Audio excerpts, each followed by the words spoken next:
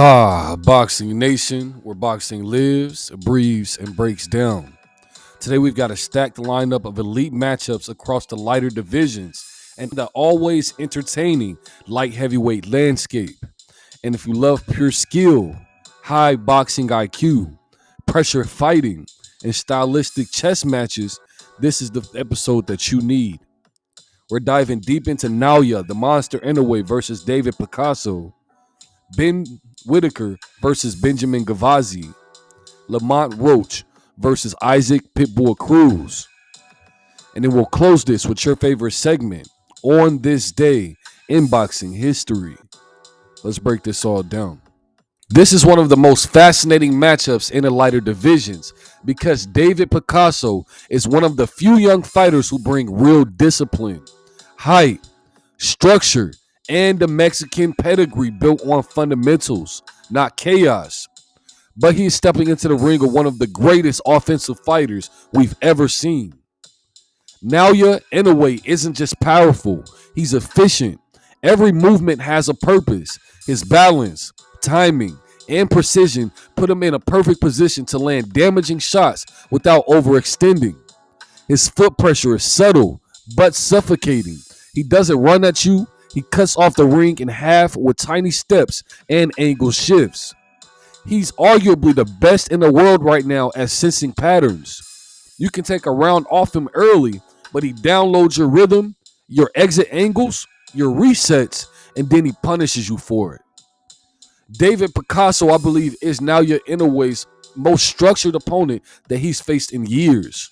David Picasso is tall, long, and extremely composed. He fights behind a disciplined jab. He frames well with his lead hand, and he keeps his body behind his punches, something that many young fighters are reluctant to do.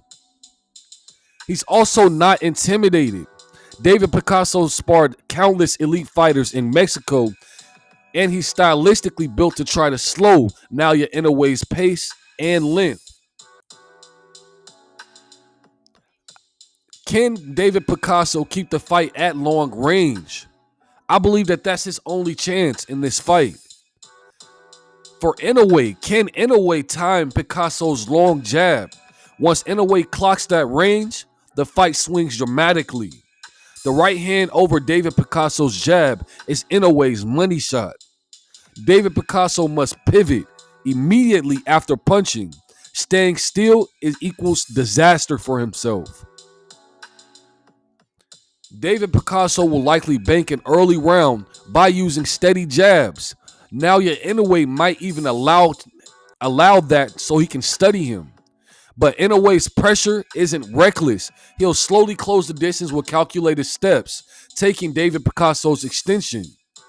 Once Inoue gets into mid-range, David Picasso becomes vulnerable because he tends to retreat in straight lines. That is exactly where Naoya Inoue feints and counters become deadly. Expect the body shots to matter early. Naoya Inoue loves touching the body to bring your guard down before sending that right hand upstairs. My prediction, David Picasso survives early, maybe even looks competitive for 2 to 3 rounds. But Naoya, the Monster Inoue's sharpness, timing, and compact power begin to drown him. I say mid to late stoppage, Naoya, the Monster Inoue, all the way. Let me know what you guys think about this fight in the comments below. Naoya, the Monster Inoue versus David Picasso. Whittaker, who has 9 wins, 0 losses, 1 draw, 6 big wins coming by way of knockout, versus Benjamin Gavazi, who is 19 wins, 1 loss, and 13 big wins coming by way of knockout. The title on the line will be the WBC Silver Light Heavyweight title. Whittaker is one of the most naturally gifted fighters in the sport. He's slick, elusive, flashy, but sometimes he's too flashy. And I believe that this fight forces him to show maturity. Whittaker's strengths in this fight will be his unmatched fluidity, even at light heavyweight. His elite distance management. The way that he accurately checks counters. Strong lead hand control, and a footwork that disrupts all pressure fighters. But Whittaker has a habit. He does get bored, But when he showboats against pressure fighters, he creates openings he doesn't need to give.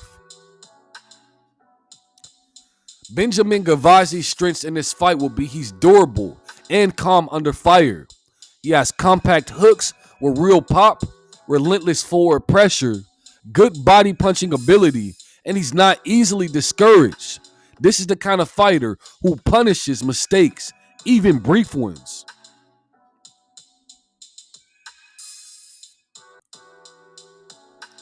For Ben Whittaker, he must fight mature, no extended showboating. Benjamin Gavazi wants to pin him against the ropes.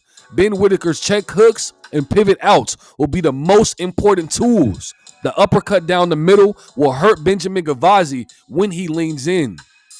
My big prediction, if Ben Whittaker treats this like a real test, he wins convincingly. If he plays too much, this turns into a trench fight, which Benjamin Gavazi loves. Expect Ben Whittaker to put on a technical exhibition and earn a career-defining win. Let me know what you guys think about this fight in the comments below. Ben Whittaker versus Benjamin Gavazi. Lamont Roach Jr. is 25 wins, 1 loss, 2 draws, with 10 big wins coming by way of knockout. Isaac Pitbull Cruz is 28 wins, 3 losses, 1 draw, and 18 big wins coming by way of knockout. The title on the line for this fight will be the WBC Interim Super Lightweight title. This is a crazy matchup because it's pure style contrast. Lamont Roach is the technician. He has a sharp jab, accurate straight right, strong timing, good positioning, and controls the rhythm when he's extremely focused. Roach's game plan is clean. He's not flashy, but he wastes no movement. Isaac Pitbull Cruz, he has explosive hooks, low center of gravity, incredible forward burst, turns fights ugly early, and breaks fighters mentally. Lamont Roach Jr. and Isaac Pitbull Cruz fit perfectly in this division. Lamont Roach must keep the fight at the center of the ring, pivot, reset, and jab. Every time he stands still, Isaac Cruz will look to explode on him with short-range violence. Lamont Roach's long right hand can score repeatedly early.